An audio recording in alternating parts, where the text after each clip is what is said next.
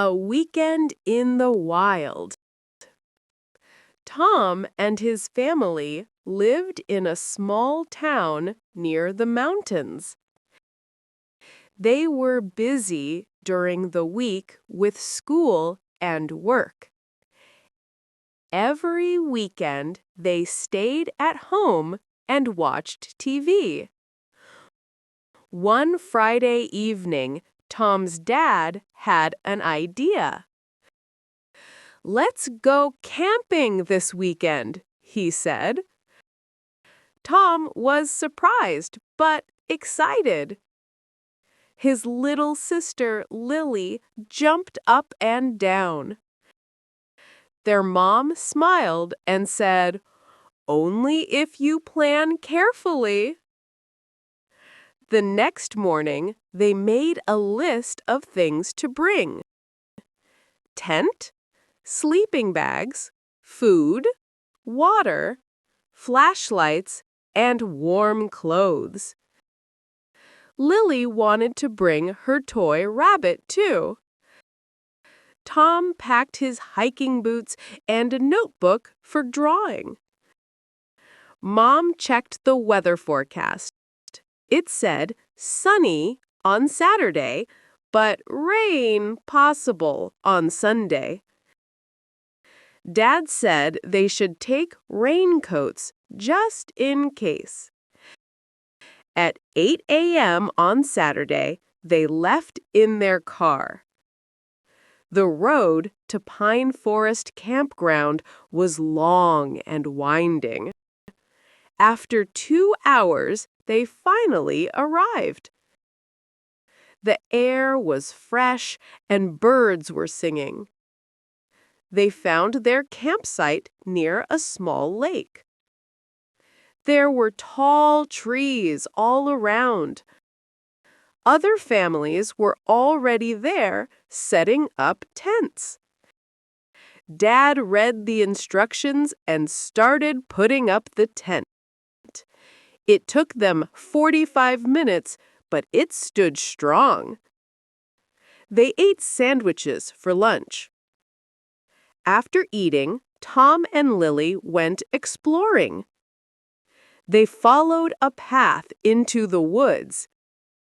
They saw squirrels, flowers, and a deer far away.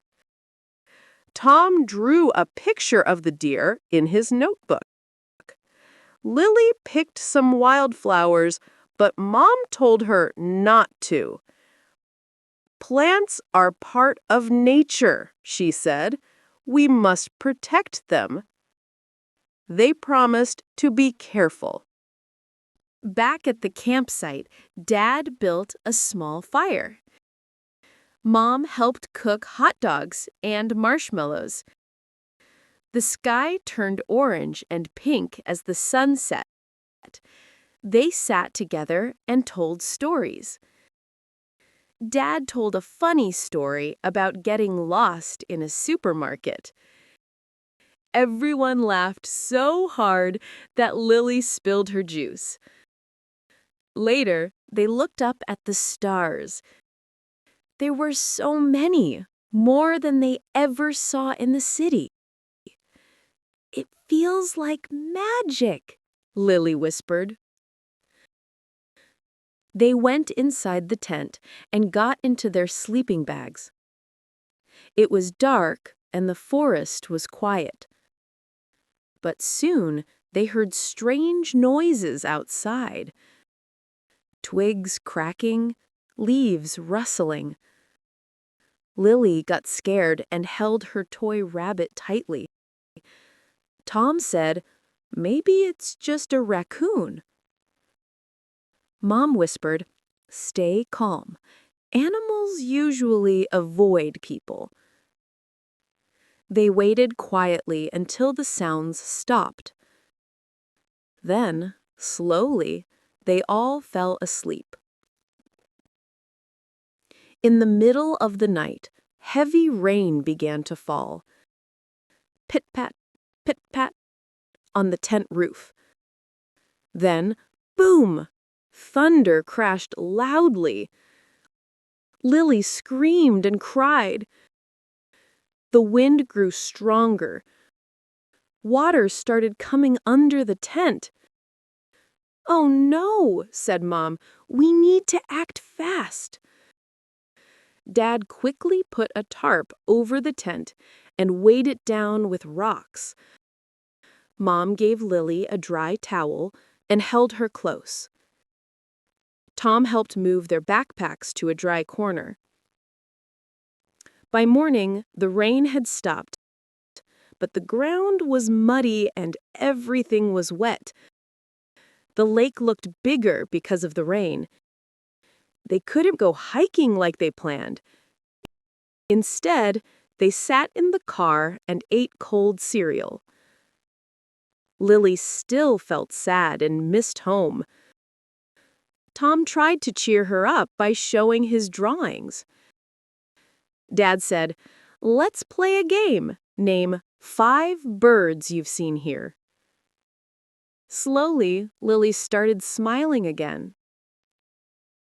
Around noon, the sun came out. The forest sparkled with water droplets. They decided to pack up early. Taking down the wet tent was messy and hard. Mud stuck to their shoes and clothes. On the drive home, everyone was tired. Lily fell asleep with her head on Mom's shoulder. Tom looked out the window and thought about the deer. When they got home, they cleaned their gear. They hung the tent and sleeping bags to dry. That night, they had pizza for dinner.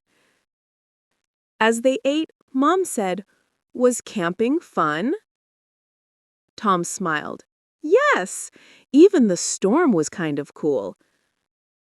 Lily said, "I liked the stars and I wasn't scared after a while." Dad laughed. "Next time, maybe we'll pick a drier weekend." They all agreed they would try camping again. But next time, they'd check the weather more carefully and maybe bring extra towels. The Letter from the Front. Anna lived in a small village in northern France.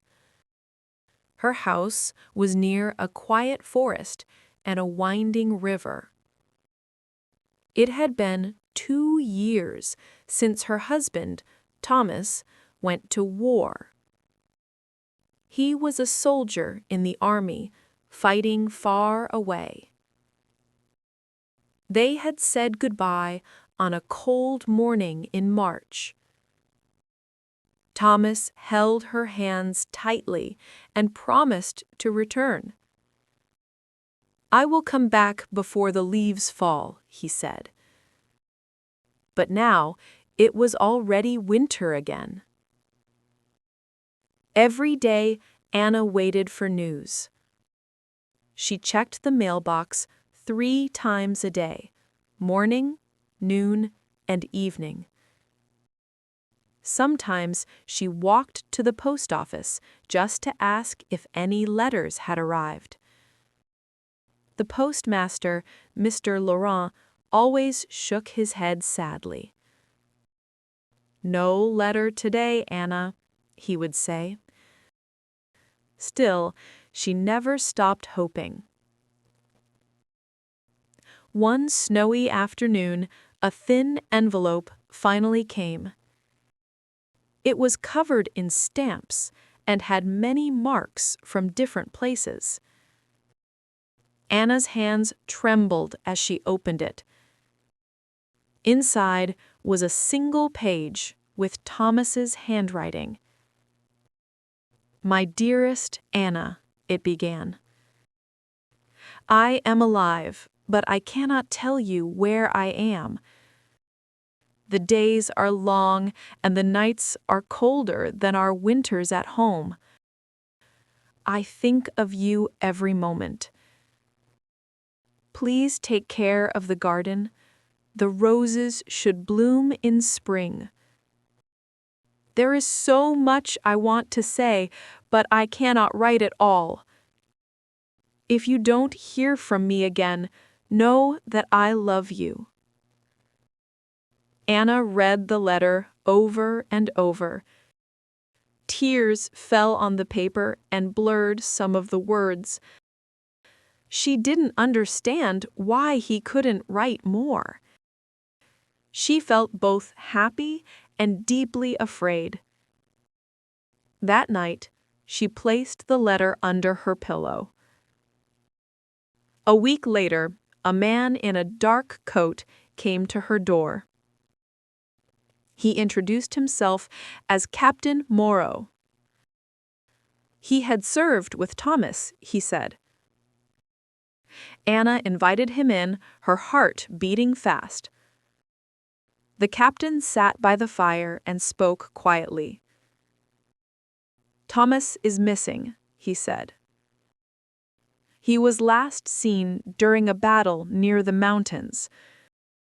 We searched for weeks, but the snow covered everything. We do not know if he survived." Anna could not speak. She stared into the flames, remembering Thomas's smile. After the captain left, she went to the attic. There, she found an old wooden box. Inside were photos, a blue scarf, and a notebook. The notebook was filled with Thomas's writing. Some pages were about battles. Others were love letters, unsent, addressed to her. One entry said, "If I don't make it home, tell Anna the truth about the money." Now Anna was confused. What money? She remembered Thomas talking about saving for a new house, but they had no savings account together. She went to the bank in town the next day. She showed the manager Thomas's ID and asked about their account. The manager looked surprised. "Mr. Thomas DuPont has a private account," he said. "It was opened 2 years ago. He made large deposits monthly. And there is a letter for you, sealed with his signature." Anna took the letter home with shaking hands. This one was different. It was written before Thomas left. "My Anna," it said, "if I don't make it home, I did not come back. I wanted to surprise you. I saved money to buy the little cottage by the lake. But there is something else. I lied when I said I was sent to the front lines. I volunteered to go because I owed a debt. A friend of mine, Julian, was drafted. He has a sick child. I took his place using forged papers.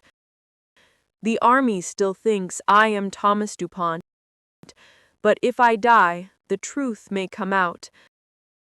I only did it because I knew how much you dreamed of peace. Forgive me. Live well. Be free." Anna sat in silence for a long time. She didn't know whether to feel proud or heartbroken. Thomas had sacrificed his life, not just for his country, but for a stranger, and he had done it to protect her happiness. Months passed. Spring came and the roses bloomed in the garden. One morning, Anna heard a knock at the door. An old woman stood there, holding a small boy by the hand. "I am Madame Rousseau. Julian is my son. This is his son, Lucas. I just learned the truth about Thomas. He saved my grandson's life by paying for his medicine. And he saved my son from war.